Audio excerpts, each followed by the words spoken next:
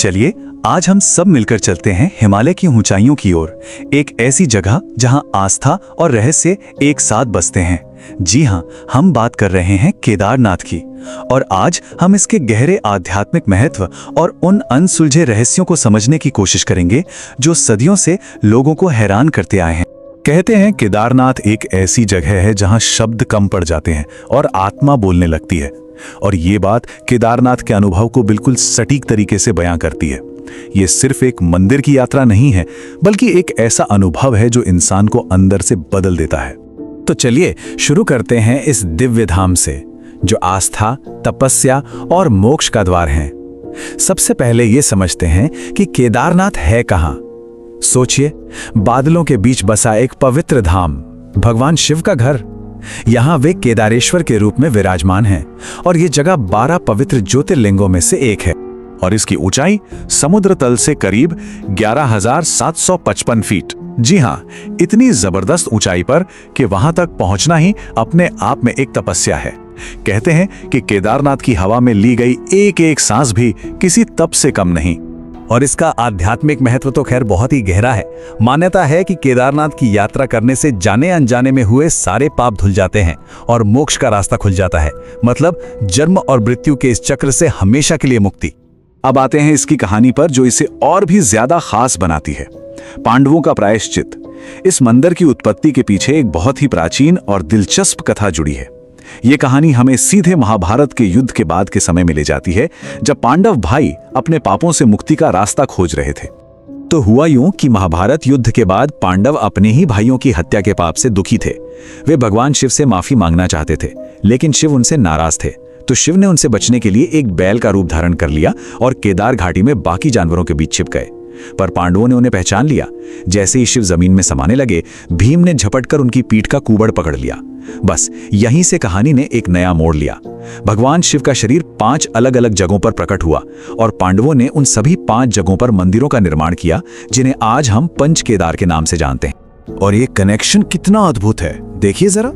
जहां भीम ने कुबड़ पकड़ा वो बना केदारनाथ, जहां उनकी भुजाएं प्रकट हुईं वो तुंगनाथ, जहां मुख दिखा वो रुद्रनाथ, जहां उनकी जटाएं प्रकट हुईं वो कल्पेश्वर, और जहां नाभि वो कहलाया मध्य महेश्वर।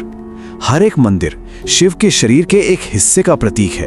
अब मंदिर के और अंदर चलते हैं, गर्भगृह की ओर, और यहां हमें मिलता है स्वयंभू शिवलिंग का रहस्य।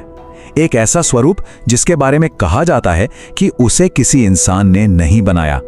यहां का शिवलिंग अपने आप में बहुत अनूठा है और ये उसी कहानी को आगे बढ़ाता है। स्वयंभू, इसका मतलब होता है जो खुद से प्रकट हुआ हो। केदारनाथ के शिवलिंग के बारे में यही मान्यता है। इसे किसी ने बनाया या स्थापित नहीं किया, बल्कि ये प्राकृतिक तौर पर अपने आप धरती से उभरा है।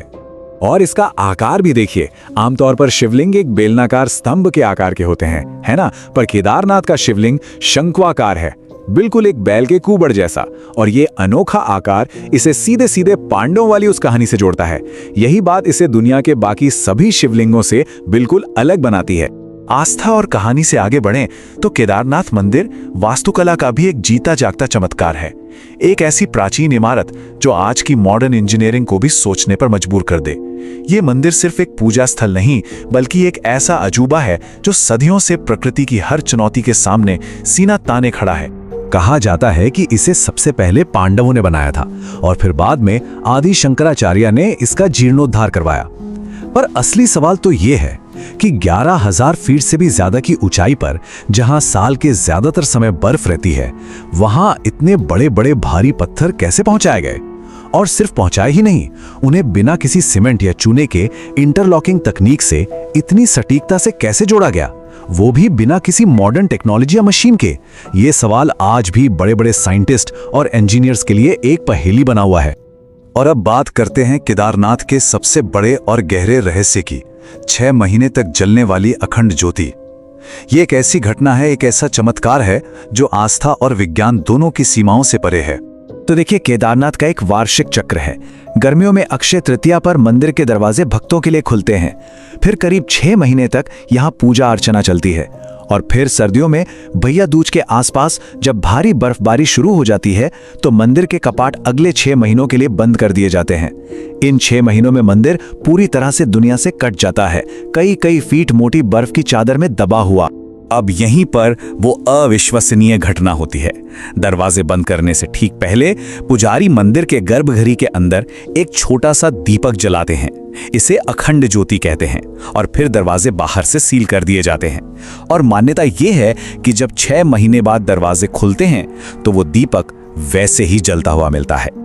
और यही है वो सबसे बड़ा सवाल कि बर्फ, तूफान और 0 से भी कई डिग्री नीचे के तापमान में जहां ऑक्सीजन भी कम हो जाती है, वो दीपक पूरे 6 महीने तक बिना बुझे कैसे जलता रहता है।